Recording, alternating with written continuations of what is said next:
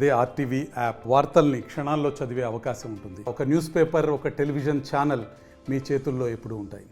విజయ సంకల్ప సభకు పెద్ద ఎత్తున హాజరు కావడం జరిగింది. ఆ సభ చాలా విజయవంతమైన సభ. జిల్లాలో ఒక వాతావరణం ఎక్కడికి వెళ్ళినా కూడా ఒక వాతావరణం చాలా స్పష్టంగా కనిపిస్తూ ఉంది. నరేంద్ర మోదీ గారు మళ్ళీ ప్రధానమంత్రి కావాలి, ఈసారి మా ఓటు నరేంద్ర మోదీ గారికి అనేది ఎవరిని అడిగినా ఎక్కడ అడిగినా చాలా స్పష్టంగా ప్రజల నుంచి వస్తున్నటువంటి మాట ఈసారి మా ఓటు మోదీ గారికి అనేది. సో ఇది దేశం కోసం వేసేటటువంటి ఓటు, దేశంలో ప్రధానమంత్రిగా ఎవరు ఉండాలనేటటువంటి నిర్ణయించే ఓటు. కాబట్టి ఈ ఓటును ఖచ్చితంగా నరేంద్ర మోదీ గారికే, కేంద్ర ప్రభుత్వంలో భారతీయ జనతా పార్టీకే అనేటటువంటి విషయంగా ఈరోజు ప్రతి ఒక్క చోట జరుగుతున్నటువంటి చర్చ మీ అందరికీ కూడా, ఎందుకంటే మీడియా మిత్రులందరూ కింద గ్రౌండ్లో ఎక్కువ పెద్ద ఎత్తున మీకే సమాచారం ఉంటుంది, మీ అందరికీ కూడా సమాచారం ఉంటుందని నేను భావిస్తున్నా. దీని విషయంలో ప్రజల లోపల ఉన్నటువంటి ఆలోచన ఏ విధంగా ఉందనేది, దానికి తగిన విధంగా మీడియా మిత్రులందరూ కూడా ఈ దేశం కోసం మీరందరూ కూడా మాకు సహకరించండి, మమ్మల్ని అందరినీ కూడా ఆశీర్వదించండి అని చెప్పి భారతీయ జనతా పార్టీని ఇక్కడ కానీ, అదేవిధంగా పక్కన ఉన్న నాగర్ కర్నూలు పార్లమెంటు కానీ, ఎందుకంటే ఇదే జిల్లా స్టాఫర్ ఇక్కడ నుంచే మెయిన్గా మీ వార్తలన్నీ అన్ని జిల్లా మిగతా కేంద్రాలకు పోతాయి కాబట్టి జిల్లా కేంద్రాలకు కానీ నియోజకవర్గాల కేంద్రాలకు కానీ, కాబట్టి మీ అందరి సహకారాన్ని భారతీయ జనతా పార్టీకి అందించాలని ఈ సందర్భంగా నేను కోరుతున్నా. Thank you.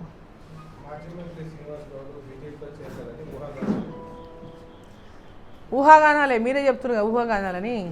అసలు అటువంటి డిస్కషన్ ఎక్కడైనా జరిగిందే లేదు. ఎందుకు ఆ వార్త ఎవరు దీంట్లో పెద్ద వెనక ఉన్నారో, కుట్ర ఏముందో అర్థమవుతలేదు మాకు కూడా. దీని వెనక ఎవరో ప్రతిపక్షాల కుట్రనే దీని వెనక ఉంటుంది గ్యారంటీగా. ఎందుకంటే వాళ్ళకి ఈరోజు భారతీయ జనతా పార్టీ ఇక్కడ 100% మహబూబ్నగర్ సీటు గెలుచుకుంటుందనేటటువంటి పూర్తి విశ్వాసం ఉంది. దాంట్లో కావాలని ఇక్కడ ఏదో డిస్టర్బెన్స్ చేయాలని ప్రతిపక్ష పార్టీలే కుట్రబన్ని ఇటువంటి ప్రచారాన్ని ఈరోజు ఇక్కడ చేస్తూ ఉన్నటువంటిది చాలా స్పష్టంగా అర్థమవుతా ఉంది. అటువంటి ఆలోచన లేదు, దాంట్లో ఎలాంటి వాస్తవం కూడా లేదు.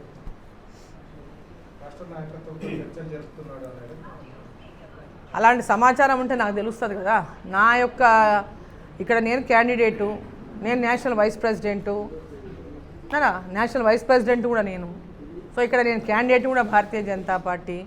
నాకు కూడా నా నోటీస్లో లేకుండా భారతీయ జనతా పార్టీ పోయి ఇక్కడ ఫలానా వాళ్ళు రాండి అని మేము పిలుచుకోవాలి. ఇక్కడ ఎవరెవరు అవసరం ఉందో క్యాండిడేట్గా ఇక్కడ ఉన్నటువంటి కార్యకర్తలు కానీ పార్టీలు ఎవరిని చేర్పించాలనేటటువంటి ఇక్కడ ఉన్న వాళ్ళు నిర్ణయించుకుంటాం. సో ఇప్పుడు అక్కడ ఉన్న వాళ్ళ వీళ్ళేమైనా వాళ్ళని అప్రోచ్ అయినా అది మా దృష్టికి వస్తుంది, కానీ మా దృష్టికి రాకుండా ఏది జరగదు. కాబట్టి దాంట్లో ఎలాంటి వాస్తవం లేదని చెప్పి నేను తీవ్రంగా దాన్ని ఖండిస్తున్నాను. మేడం, 2 రోజుల క్రితం జితేందర్ రెడ్డి గారు కాంగ్రెస్లో చేరిన సందర్భంగా ప్రెస్ మీట్లో మాట్లాడుతూ గతంలో అరాచక పాలన నుంచి కూడా కాంగ్రెస్ పార్టీ విముక్తి కల్పించింది, కానీ మళ్ళీ అరాచక పాలన రాకుండా చూడాలని చెప్పేసి బీజేపీని టార్గెట్ చేస్తూ మాట్లాడింది. ఇప్పుడు ఎక్కడుంటే అక్కడ మాట్లాడే వాళ్ళ గురించి మేము ఏం మాట్లాడతాం చెప్పండి. మీరే చూసినారు, ఒక వీడియో పెద్ద ఎత్తున వైరల్ అది. చూపించమంటే నేను చూపిస్తాను మళ్ళీ ఒకసారి, జర చూపిస్తాం. అయితే ఇక్కడ తీసి ఈ వీడియో జర పెడతా. మొత్తం ఈ వీడియో వైరల్ అవుతుంది. ఒక సిద్ధాంతమైన పార్టీ, ప్రజల కోసం పోరాడుతున్న పార్టీ, దేశాని కోసం పోరాడుతున్న పార్టీ. ఇటువంటి పార్టీని వదిలి తుక్కు నా కొడుకులు బయటికి పోతారు, లుచ్చ నా కొడుకులు బయటికి పోతారు. జితేందర్ రెడ్డి అసంటోడు పోడురా బాబు అని గుర్తు పెట్టుకోండి. అది జవాబు వాళ్ళే చెప్పాలి, మేము చెప్పడానికి ఏం లేదు ఇక్కడ. దీంట్లో వాళ్ళు ఏడ ఉంటే ఆ పార్టీని వాళ్ళు మెచ్చుకోవడం అనేది అంటే సరే మామూలు విషయం అయితే సరే, ఎవరికి ఇష్టం ఉన్నా కూడా వాళ్ళు ఉండొచ్చు. వారి యొక్క అభిప్రాయం, వాళ్ళు ఏ పార్టీలో పోవాలనుకుంటే ఎవరైనా వాళ్ళ సొంత అభిప్రాయం అది. కానీ వారు చెప్పిన మాటలు మీరే వినండి అని చెప్తున్నారు, అంతకంటే చెప్పేది ఏం లేదు.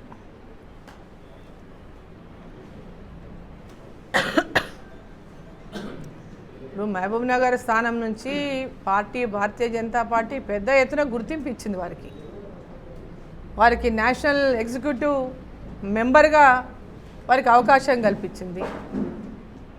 ప్రతి కోర్ కమిటీ మీటింగ్లలో వాళ్ళకి ఉండే అవకాశం కల్పించింది. మొన్న నేషనల్ లెవెల్లో కూడా సెంట్రల్ లెవెల్ పార్టీలో కూడా కోర్ కమిటీలో వాళ్ళకు అవకాశం కల్పించింది. వారికి ఎక్కడా భారతీయ జనతా పార్టీ గౌరవం తగ్గించలేదు. మొన్న అసెంబ్లీ ఎన్నికల్లో కూడా వారి కుమారుడికి ఇక్కడ నుంచి అసెంబ్లీ సీటు కావాలంటే అసెంబ్లీ సీటు కూడా ఇచ్చింది.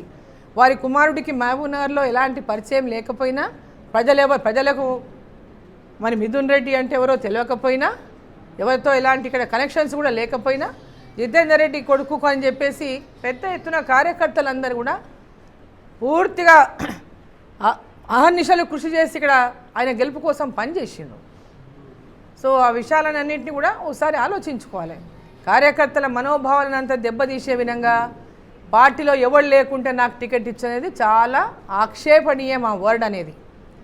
మహబూబ్ నగర్ స్థానాన్ని చాలామంది ఆశించిన వాళ్ళందరూ బయటికి వెళ్ళిపోయినరు. ఈయన మాకే వస్తుందంటే వాళ్ళందరూ బయటికి వెళ్ళిపోయినరు. ఎన్ఎం శ్రీనివాసరెడ్డి కానీ, ఎంపీ వెంకటేష్ కానీ, అదేవిధంగా అనేక ఇబ్బందులు పెడితే పవన్ కుమార్ కానీ పోటీ చేయకుండా పక్కకున్నారు. పి చంద్రశేఖర్ కానీ, ఎర్రశేఖర్ కానీ వీళ్ళందరూ పార్టీలోకి వెళ్ళిపోనిక కారణం ఎవరు చెప్పండి?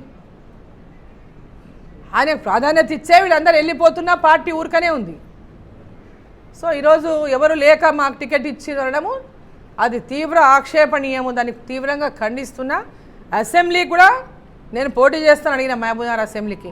ఎందుకంటే మహబూబ్నగర్ ప్రజలంతా కూడా ఇక్కడ మంత్రి గారిని ఓడించాలంటే బలమైనటువంటి వాళ్ళు ఉండాలని అంటే నన్ను అందరూ కంటెస్ట్ చేయమని అందరూ అడిగినారు. సో నేను కంటెస్ట్ చేస్తే అవకాశం ఇస్తే అన్నారు. జితేందర్ రెడ్డి గారు పోటీ చేస్తారన్నారు. జితేందర్ రెడ్డి గారు పోటీ చేస్తా అంటే ఓకే అని ఊరుకున్నా. దాని తర్వాత వారు చేయరు, కొడుకు చేస్తారని అనౌన్స్మెంట్ చేయించుకున్నాను. మమ్మల్ని ఎవరేమి అడగలేదు. అవును డికే అరుణ గారు అడిగింది కదా, ఆమె చెయ్యరంటే మీ కొడుకు ఇస్తామని ఏం చెప్పలేదు. డైరెక్ట్గా అడగకుండానే వారికి అవకాశం ఇచ్చిండ్రు. ఇంకా పార్టీ ఎక్కడ అన్యాయం చేసింది చెప్పండి వారికి? ఒకటే పేరు సెకండ్ లిస్ట్లో ఇచ్చిండ్రు. అప్పుడేమో నా యొక్క ఇదెంత ఉందో చూపించినా అని ఒక దిక్కు మాట్లాడతారు, మళ్ళీ ఒక దిక్కేమో ఇట్లా మాట్లాడతారు. ఇది సరైంది కాదు. ఇది ఒక పెద్ద నాయకుడు, ఆయన కూడా 2 సార్లు ఎంపీ గెలిచిన నాయకుడు. కాబట్టి ఈ విధంగా ఒక పార్టీలో ఉన్నప్పుడు ఒకలాగా మాట్లాడడం, పార్టీ బయటికి పోయినాక ఎంబడే ఇమ్మీడియట్గా ప్లేట్ ఫిరాయించడం అనేది సిద్ధాంతాలు అని ఒకసారి చెప్పి ఇప్పుడు మరి ఏ సిద్ధాంతానికి అడ్డుపోయిందో మాకైతే తెలియదు. మొన్నటిదాకా తిట్టే వచ్చింది, ఇక్కడ తిట్టనే తిట్టిండ్రు, రేవంత్ రెడ్డి గారిని తిట్టిండ్రు, అందరినీ తిట్టిండ్రు. మరి ఇప్పుడు ఏ సిద్ధాంతం నచ్చి అక్కడ పోయిందో మాకు తెలియదు. సరే, వారి పార్టీ మారడం అనేది అది స్వవిషయం. సో కాబట్టి పార్టీలను, భారతీయ జనతా పార్టీని విమర్శించడం అనేది వారి యొక్క అంత పెద్ద ఎత్తున పార్టీని ఇక్కడ ఈ పార్టీ మీకు గౌరవం ఇచ్చినా ఆ విధంగా మాట్లాడడం మటుకు సరికాదని చెప్పి తెలియజేస్తున్నా.